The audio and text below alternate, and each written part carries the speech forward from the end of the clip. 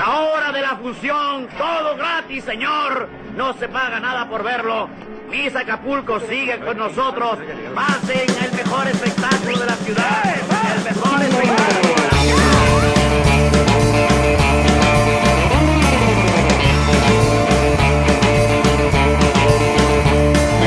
It's episode number 63 of Monster Kid Radio, and the boys are back in town. By the boys, I mean Abbott and Costello, and we've got Joe Stuber back on the show with them to talk about the next Abbott and Costello film in the Abbott and Costello Meet kind of sort of series.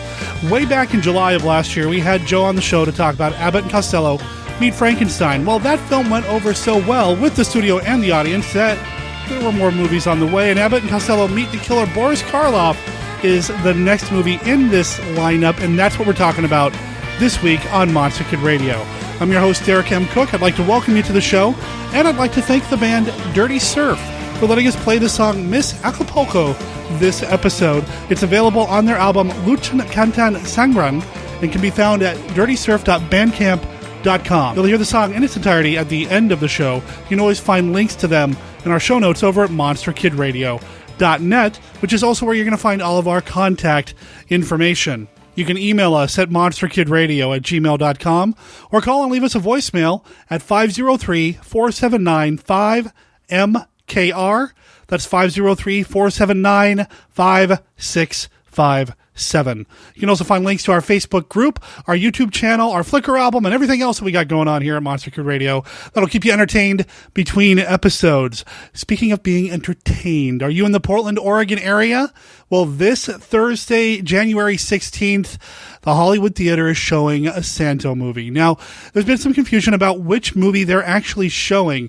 It looks like the title is Santo versus the Mummies of Guanajuato. It is the first film in a 3-month series called Cinescopio, in which Fusion Art is bringing in classic films from Latin America. And apparently, Lucha Libre films are classic enough to warrant being shown at the Hollywood. I'm excited for this. I've never seen a Santa movie on the big screen. Now, this is going to be a subtitled version of the film. I don't know if it's film or video, but I do know it's going to be a lot of fun. Tickets are what, like $8? Head over to hollywoodtheater.org, and that's theater with an R-E at the end. .org to buy your own tickets, or I will see you there because this is a Monster Kid Radio crash. The movie starts at 7. We're going to try to get there a little bit early, and I look forward to seeing you guys and gals. Oh, and I'll be hard to miss. I'll be the big guy wearing a Hawaiian shirt, carrying a portable recorder. We here at Monster Kid Radio want to acknowledge another podcast, another Monster Kid friendly podcast. The Kaiju Cast just celebrated 100 episodes, 5 years of podcasting about Godzilla and all of his rubber-suited foes. You can find out more about them over at kaijucast.com. I'll make sure there's a link in the show notes as well. Kyle and company put on a great show. I love listening to the show. They just did a live episode this past Sunday. That episode will end up in the feed. So there's time to subscribe now and go back and listen to all their older episodes as well. So do your homework, learn about the show by going over to kaijucast.com. Well, when you're done listening to Monster Kid Radio, of course. Also, when you're done listening to Monster Kid Radio, you might also consider going over to Magoo's medical expenses page over at GoFundMe.com/5WDOY8. And I'm just going to let Marlena Midnight from the Midnight Mausoleum program tell you why. Hi, guys. I'm Marlena Midnight. And I'm sure, as some of you know, for quite a few years, I was part of the horror hosting community because of, well, my show, Midnight Mausoleum. And over the years, I got the pleasure of meeting a lot of my fellow horror hosts, which actually brings me to my point today. Recently, I learned that my friend Magoo, who is actually more commonly known as Guru from Penny Dreadful Shilling Shockers, has been, for about a year, slightly more actually, fighting a life-threatening illness.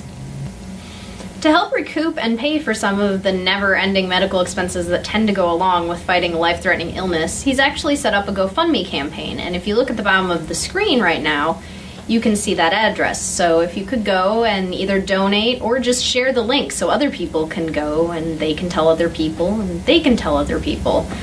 Any little bit helps. Magoo and Danielle are both amazing people, and they've helped out tons of other people in one way or another. So let's all get together and show them that we all care for them as much as they care for us.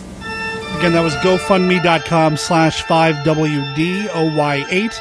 or again, monsterkidradio.net will show you all the links you need. Let's go ahead and dive into part 1 of our discussion of Abbott and Costello Meet the Killer Boris Karloff with Joe Stuber from the Indie Cast and Comic Book Central right after this.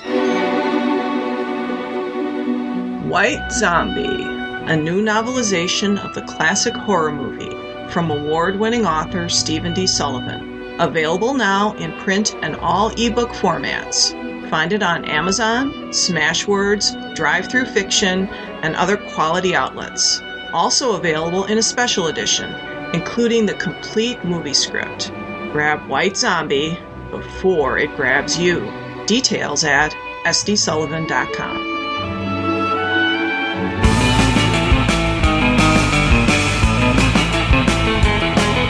We've got a murder at a hotel. We've got a mysterious Swami. We end in a cave.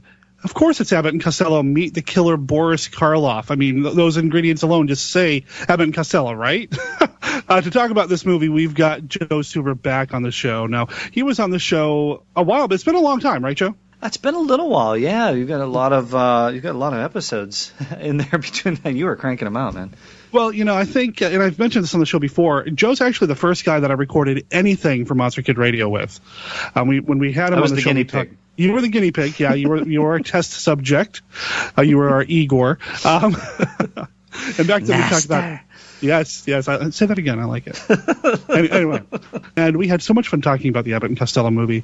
We decided that we're going to take on the other Abbott and Costello Meet films, and Abbott and Costello Meet the Killer Boris Karloff is the next one in that. I guess you could call it a series, although it wasn't the next movie that they did. There were some films between Frankenstein and this one, weren't there? Abbott and Costello Meet the Killer Boris Karloff. By the way, spoiler alert, the title is misleading. Well, we had that problem with Frankenstein, didn't we? Well, that's true. Yeah. Well, I mean, it's like not as much. Well, Frankenstein was in it, but and technically Boris Karloff is in this, but yeah, he's not the killer. I'll give you that, right? If you haven't seen it, I'm like, you know, yeah, it was released almost a year to the day after Meet Frankenstein, but the boys shot 2 movies in between. They shot Mexican Hayride, also for Universal, and Africa Screams, one of their independent films that they got to do. Their contract stipulated they were allowed to make some of these outside pictures. So that's why sometimes you see Africa Screams in these like cheap knockoff bins and things like that. You see that because it was made for United Artists. But yeah, they had actually shot a couple movies in between them. Obviously, Frankenstein was the big one. So that, you know, of this series, and this one's again a little misleading because it's not really meeting a monster. But I always thought it was kind of cool because it has a lot of those same elements. You have the cuts from the Frankenstein soundtrack. You mentioned the eerie sets, that big cavern at the end of the movie, and of Boris Karloff. So, I mean, it's kind of a monster movie. It has all the ingredients. Yeah, they're all there. For a monster movie. Some of them kind of added at the last minute. My understanding that Boris Karloff was not part of the project to begin with. No, he came in, I think it was 5 days before they started shooting. And again, a lot of this information is from this book called Abbott and Costello in Hollywood, which is a fantastic book. If you are an Abbott and Costello fan, you love the movies, go get the book. There are so much information in there. And they mentioned that this was originally a script, a vehicle for Bob Hope called Easy Does It. And they were able to, you know, Bob Hope didn't want it, so they tweaked it a little bit. And Karloff's character in the original was supposed to be a female character in the movie. Okay. It was supposed to be Madame Switzer. That was in the final shooting script they had when Karloff was brought in like 5 days before shooting. It was still that character was named, so he just went with it. He became was it Swami Talpur? Yeah. And so, but they wanted to have a name star, and then they were also able to capitalize on his association with Frankenstein. So you had Abbott and Costello Meet Frankenstein. So they wanted something bigger for this. So yeah, they brought Karloff in almost at the last second. Now, Karloff was involved in the promotion of Meet Frankenstein, but was including him in this film kind of a reaction to maybe any, I don't know, criticism of Meet Frankenstein not having Boris Karloff in it, even though he was involved in the promotion of the film? Yeah, because it was one of those things. I think we talked about this on the last one too, but that he just kind of like stood by the movie posters out, after the movie and came in. But obviously that association with Frankenstein that he has, obviously when you're putting this movie together, again, it's not a typical monster movie. It's a murder mystery. So for people wondering, it's not the typical Meet the Monster movie, but just having Karloff in it kind of gives you that association. Hey, it's Karloff. Exactly, yeah. And the opening credits, I mean, even play off on that a little bit, because it's another cartoon opening title sequence with Abbott and Costello doing something. In this case, they're painting a wall, but instead of paint, it's like a bucket of blood. So yeah, there's a really great animated scene, and then I just love, he's saying, "Oh, you forgot to dot the I and kill her, Lusa," and then this knife comes out and dots the I. And I think right off the bat you realize that this is a much darker film for the boys than they had gone through before. In fact, some of the scenes, we'll get into some of the scenes later that were cut, but in some of the countries, the scenes with the corpses were cut, and I think it was in Denmark that they actually banned the movie. Like, who bans an Abbott and Costello movie? But it's a much darker film than they had been used to, just with the body, just the murders, There are a lot of bodies in this movie, and as the movie continues, you can't get away from them. Some of it's due to and there's some of like the similar scenes from some of the other movies, like Hold That Ghost and things come in. We'll talk about. Originally the movie was supposed to be called Abbott and Costello Meet the Killers, but obviously when Karloff came in, they dropped the S, they made it Karloff. Interesting on this one too. They wanted Universal definitely wanted to rein in. Again, do some of the research on it. It's like there's so much drama behind the scenes of this one too. Abbott and Costello were like constantly fighting with the execs from Universal, but Frankenstein was so huge that they thought they could get more money. They wanted a better supporting cast for that other movie we mentioned, Mexican Hayride.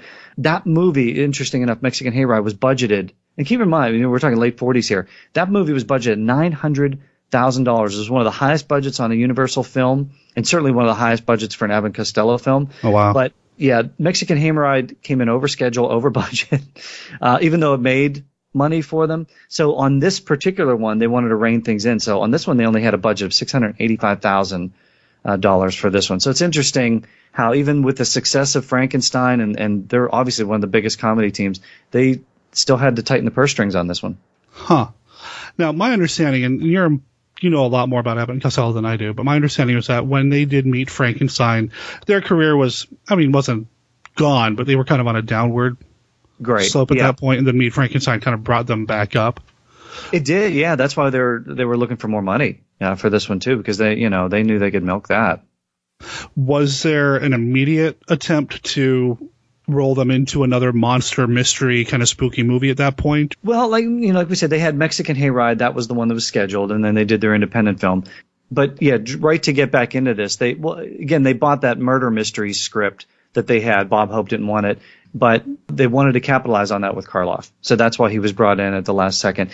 Also interesting too, there's so much, before you even get to the movie, there's so much drama that goes on with this thing. I was reading about it. It's amazing. Again, get that book, Abbott and Costello in Hollywood.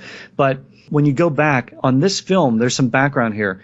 If you go back to 1943, that was like the worst year for Lou Costello, because that was early in the year he had contracted rheumatic fever. He was bedridden for months. Later in 1943, his son, Lou Jr., I don't even think he was a year old, had died of a drowning in the family pool.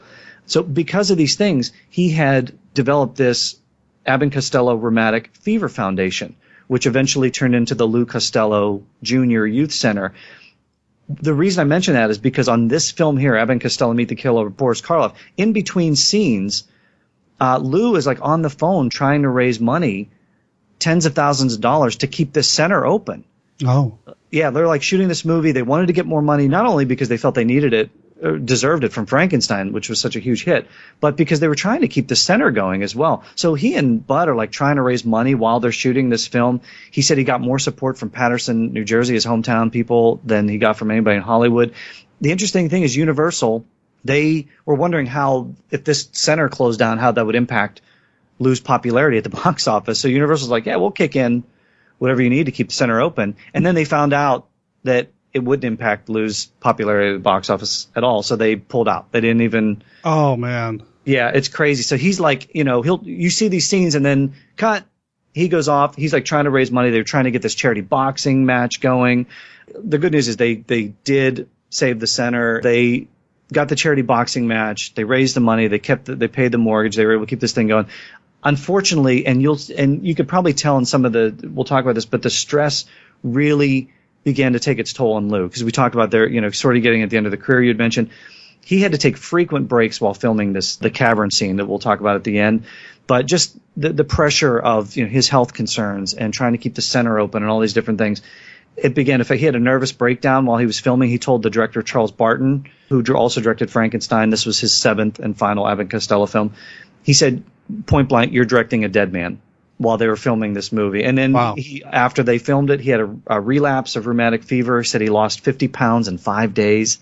It was crazy. So this movie, plus everything else, really took a toll on Lou, which is kind of bittersweet because I love this movie.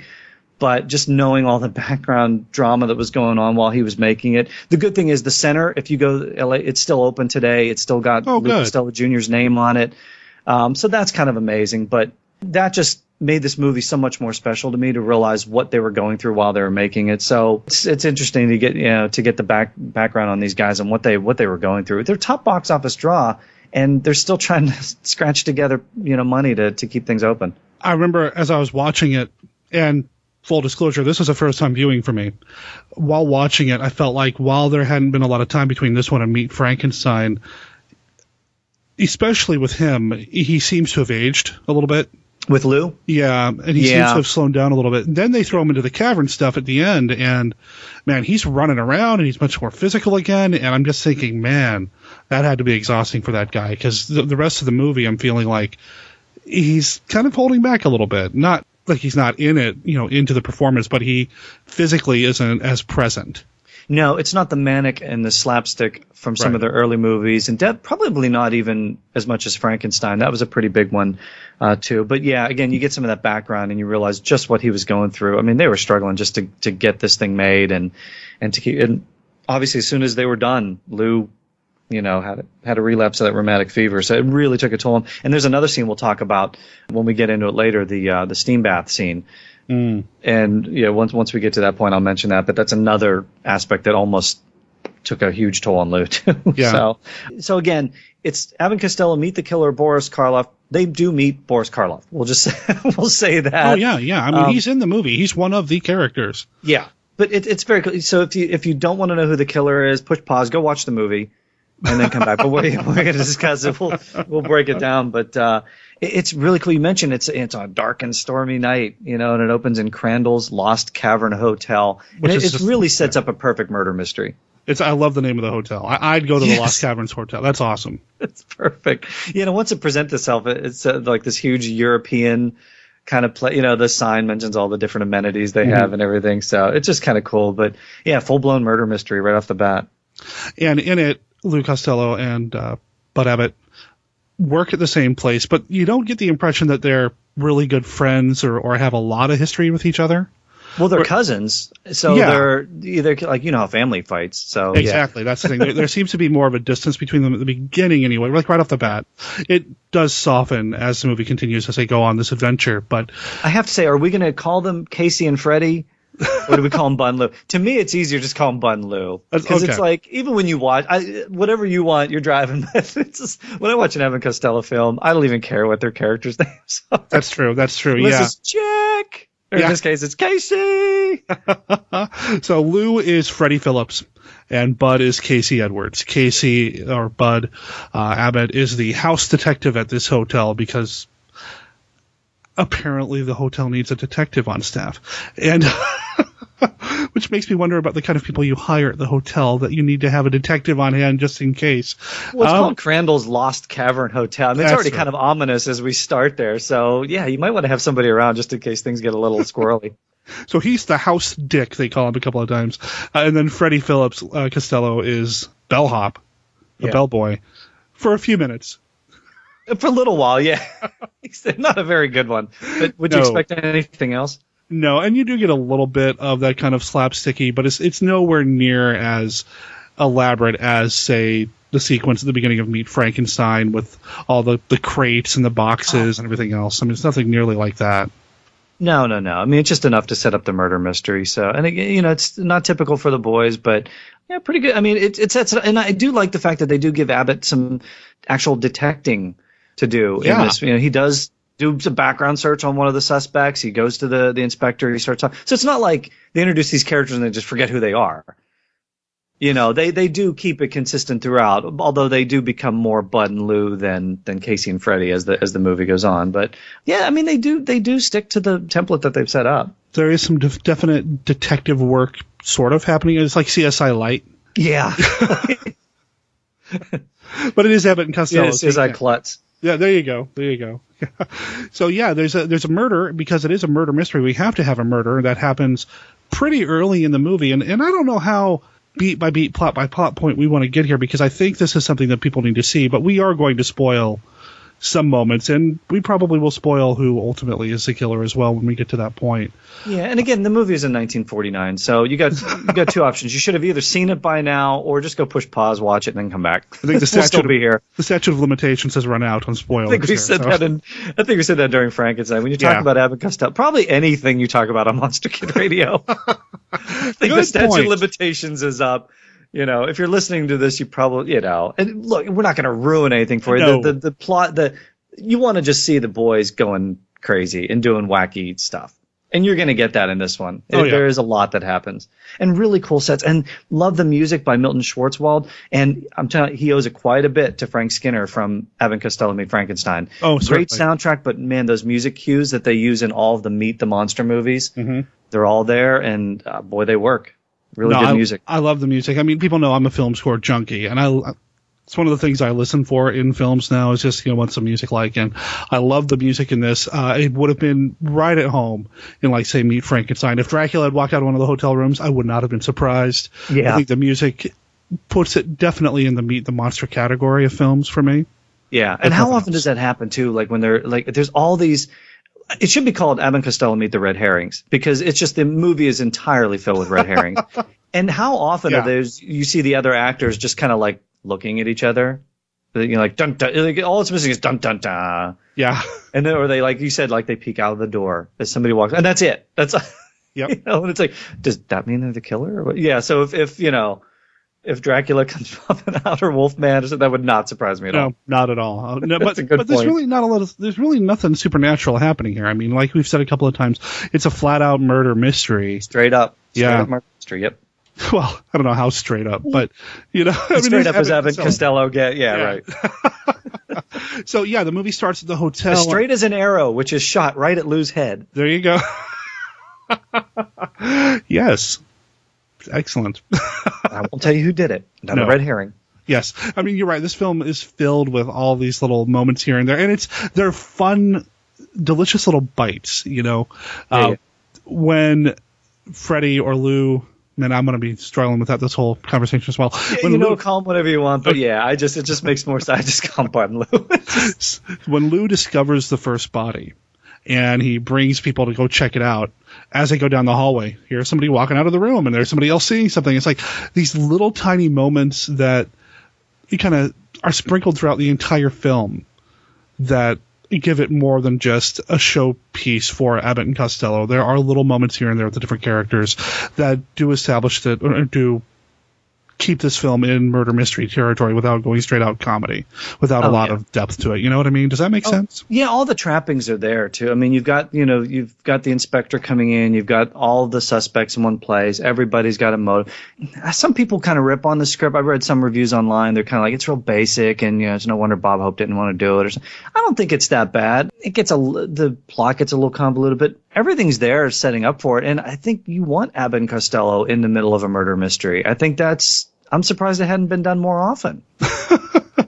I'm trying to imagine what Bob Hope would have done in a movie like this. I mean, he had done a handful of these kind of sort of horror-ish murder mystery things anyway, but I'm just trying to imagine what kind of changes had to be made to the script to accommodate Abbott and Costello versus Bob Hope. And there's a completely different comedy style difference. Yeah. But I really enjoyed having Abbott and Costello in this movie. Oh, yeah. And I'm kind of thinking that maybe like the character of Bob Hope, and again, I've not read the script, I didn't see it online or anything like that, but I'm guessing like the character of Bob Hope himself is kind of a combination of Bud and Lou. So you've got this sort of straight arrow leading man, and then you've got the kind of wacky, zany comedy that he does. So they probably just split up a lot of that stuff in between Bud and Lou. And again, you're bringing in elements from prior Abbott and Costello movies. So you've got the moving body scene that we've seen in Hold That Ghost, and even to some extent in Meet Frankenstein. So you've got some of their not the burlesque routines like Who's on First or anything like that, but some of the jokes that they've done before, you're seeing that play. The moving candle, although they add a twist to it in this one where there's a turtle involved. Yeah. But you've got kind of those elements that you're like, okay, it's Bud and Lou. So there's enough of the boys that are brought into it. The scene you mentioned too, where we found the murder, we see the body for the first time. There's actually a deleted scene coming into that. Oh, really? Which I kind of wish that it had gone in because Lou, Mr. Strickland is the person who's murdered. He's this famed attorney, and he's coming to investigate something. And it turns out Lou's obviously a bellboy. He's clumsy. He drops the golf club. There's a whole scene where it's just wacky zany, and Strickland gets him fired. So he's out of a job. There's a deleted scene where they're cousins. So Bud's talking to Lou, and he's like convincing him to go apologize to Strickland to get his job back. Right. And that scene I wish was in there because it's Bud taking on the role of Strickland and asking Lou to apologize. And of course, Bud, as Strickland, is not accepting the apology and just starts smacking him around and everything. The whole typical Bud and Lou thing. Yeah, I would say, yeah. And it just jumps to the next scene where Lou goes in and apologizes. But I would have loved to have seen that scene in there because you can't get enough of Bud knocking Lou around. You can't. What does that say about us? It's comedy gold. I mean, that's why we love Abbott and Costello. It just, the Three Stooges do it all the time, but it seems better to me when it's Bud and Lou. I don't know. But anyway, yeah, so Lou goes to check on Strickland. He's dead. There's interesting, too, when you watch that scene, you'll notice, mentioned earlier about his son, the tragedy involving his son. The morning, such a long story there, but the morning he had gone off to work, he had gone to do a radio show. He found out about the horrible thing with his son. That morning, his wife had given him a bracelet with the son's name on it. So if you look... Oh, wow. In this movie, you can see it. Sometimes you can't really see it, or especially in publicity shots, but he had that welded shut so that the bracelet could never be removed. And you don't always see it. Sometimes they cover it up with different things. But in this one, you really see that bracelet on his right hand because he's checking the body, and he picks up Strickland's arm, and Lou checks his own pulse.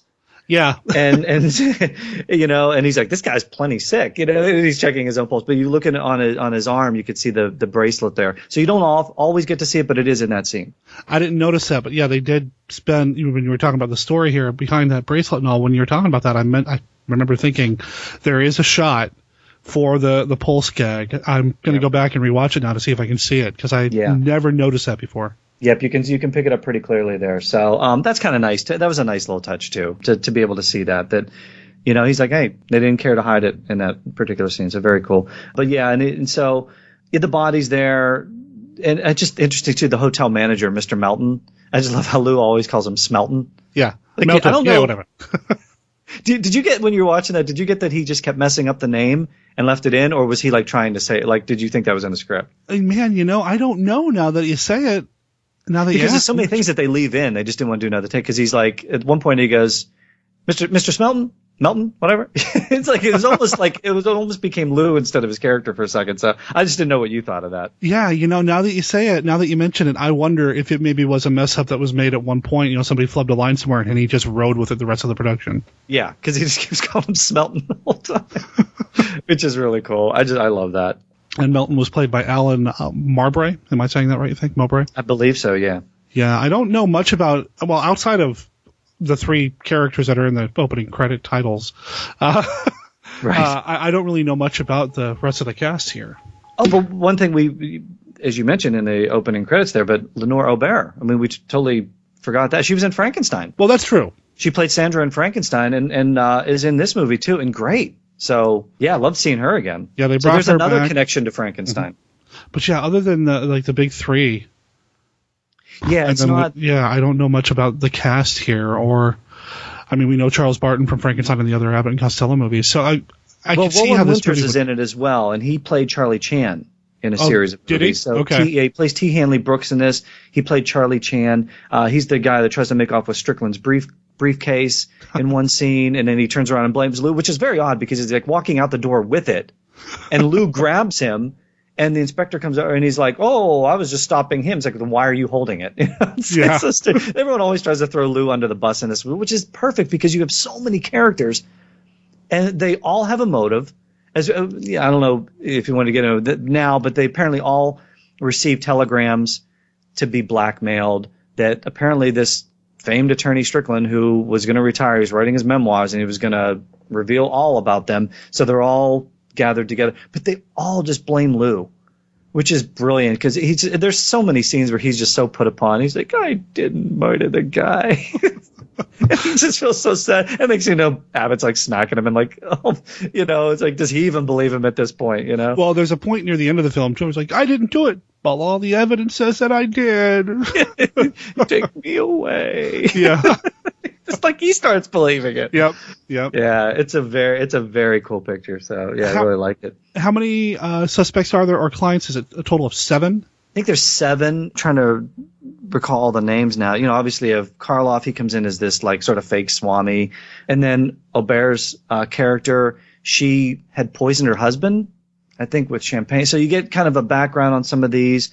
The hotel owner is involved in this. He got a telegram, but I don't know if they specifically state what he was being blackmailed for. You kind of get this, and that's another deleted scene, because I don't know if we're to that point yet, but there's a scene where you think that Aubert's character is going to try to poison Lou. Right. But there's a scene right before it where all the suspects gather together and they kind of give this update on why they're all there. There's one card playing scene where they kind of mention that they need to get rid of Lou, trick him into writing a confession, and then we'll kill him, and then everyone will think it's him. But there's a scene, too, that's been deleted that really explained why they were all there, which I thought that was crazy to delete. I'm sure for time, but it's not that long of a movie. I think they could have left that scene in, and it really explains like why everybody's there. Oh, yeah. I mean, the movie's less than 90 minutes long. It's not like you needed to cut it too, but I don't know, why they would have not included that in the finished product. Right. I mean, it's interesting, but yeah, it is. And Karloff, again, I don't want to say cameo, but he doesn't have a ton to do in here. Obviously, he's going to be given a lot more to do a few years later in Abbott and Costello Meet Dr. Jekyll and Mr. Hyde. So we've got that one to look forward to. But he's definitely Karloff in here. He's got some great scenes. And just, I think the scene with him trying to get Lou to commit suicide. Which is a horrible thing to say when you say it like that, but I love that. I love the interaction between the two. Yeah. I mean, what are your favorite elements of that? I mean, it's a long scene. And I think sometimes people have a problem with that it just kind of drags on, but I think it's brilliant. I think Karloff is immensely watchable in anything. I mean, I just saw him in The Secret Life of Walter Mitty. I didn't realize he was in that. Oh, really? Yeah. Not obviously, not the new one. You're right. I don't know. Well, you know what? With CG, they're bringing back all these actors from the past. So who knows? But yeah, he was actually in that. So yeah, go ahead. But he is eminently watchable. Oh yeah, and I'll watch him in anything. I mean, he's one of the classics for a reason. I mean, it's Boris freaking Karloff, for crying out loud. So I'll watch him as a Swami or whatever. I don't care.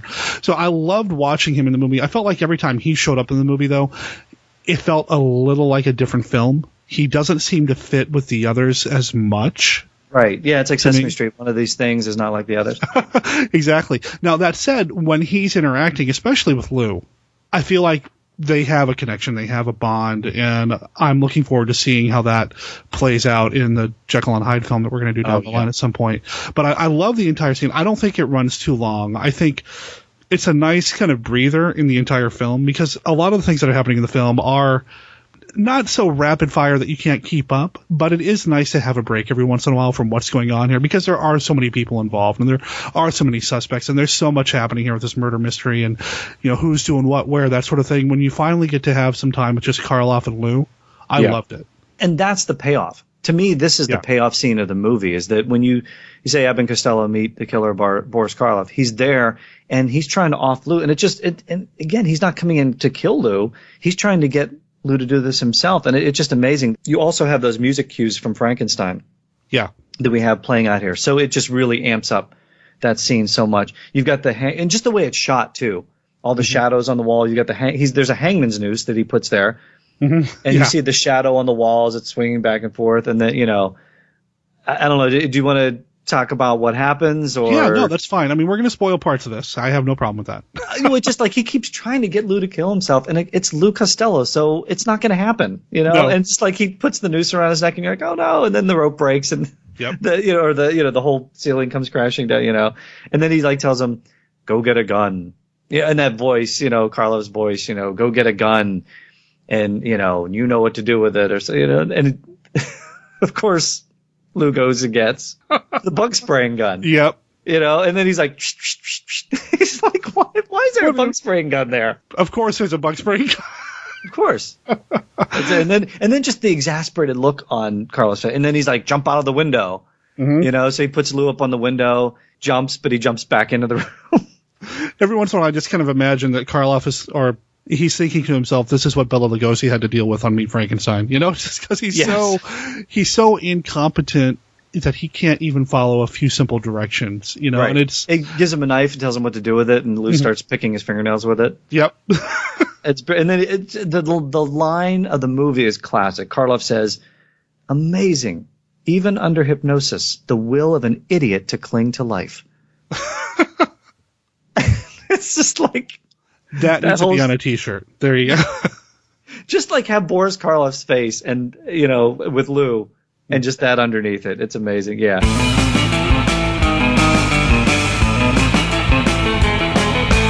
This movie is so fun. It's great to see the boys interact with Boris Karloff. Without the Frankenstein makeup, he didn't need it to be creepy and charismatic and just infinitely watchable. And the scene that Joe and I were talking about, probably one of my favorite scenes in the movie, but it's not my flat-out favorite.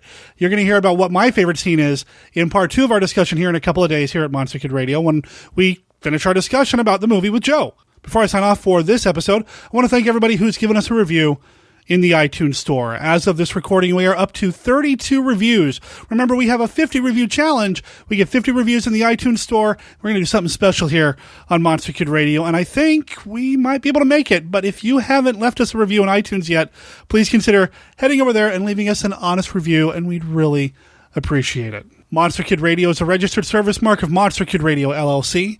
All original content of Monster Kid Radio by Monster Kid Radio LLC is licensed under a Creative Commons Attribution, Non-Commercial, No Derivatives 3.0 Unported license. Of course, that does not apply to the song Miss Acapulco. That appears with the permission of the band Dirty Surf. It's on their album Luchan Cantan Sengram and can be found over at dirtysurf.bandcamp.com. Talk to you in a couple of days. La hora de la función, todo gratis, señor. No se paga nada por verlo. Miss Acapulco sigue con nosotros. Pasen el mejor espectáculo de la ciudad. El mejor espectáculo.